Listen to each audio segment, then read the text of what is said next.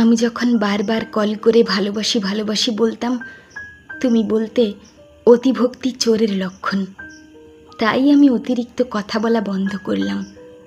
আমি যখন কথা বলতে চাইতাম, সময় দিতে বলতাম, তুমি বলতে সময়ের দাম দিতে শেখো।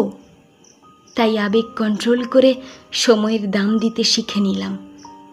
আমি যখন তোমার একটা কল বা মেসেজের জন্য দীর্ঘ অপেক্ষা করতাম, তুমি বলতে বেশি আশা ভালো না। তাই আমি আশা করা ছেড়ে দিয়ে অপেক্ষা করতে ভুলে গেলাম। আমি যখন তোমাকে নিয়ে খারাপ স্বপ্ন দেখে সবার আগে ফোন করে তোমার খোঁজ নিতাম, তুমি ঠিক আছো কি না। তুমি বলতে পাগলামিটা একটু কমাও। নিজেকে তাই সুস্থ মস্তিষ্কের মানুষ হিসেবে গড়ে তুললাম। আমি যখন না খেয়ে অপেক্ষা করতাম এটা জানার জন্য তুমি খেয়েছো কি না, তুমি বলতে এত ন্যাকামি ভাল লাগে না। তাই ন্যাকামি ছেড়ে নিজের মতামতকে তখন গুরুত্ব দিতে শিখলাম। আমি যখন মন খারাপ করতাম তোমার অবহেলায়, তুমি বলতে এত দুর্বল কেন তুমি। তাই মন খারাপ ছেড়ে নিজেকে শক্ত করে নিলাম। কিছুদিন পর তুমি যখন চলে যেতে চাইলে, আমি বললাম যেতে পারো, আটকাবো না।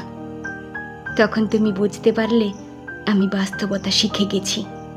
হ্যাঁ, তুমি আমায় অনেক কিছু শিখিয়েছ, এর জন্য ধন্যবাদ। তবে তুমি হয়তো জানতে না, এই ন্যাকামিগুলোই একটা সুন্দর ভালোবাসার ইতিহাস গড়ে তোলে। তুমি জানতে না, এই পাগল মানুষগুলো মন থেকে ভালোবাসতে জানে। তুমি হয়তো জানতে না, এই ছোট্ট ছোট্ট আবেগগুলো থেকেই ভালোবাসা তৈরি হয়। তুমি হয়তো জানতে না, আমি ভালোবাসি বলেই আমার অতি গুরুত্বপূর্ণ সময়টুকু তোমায় দিতাম। আজ আমিও একটা জিনিস তোমাকে শেখালাম, সময় থাকতে মূল্য দিতে শেখো।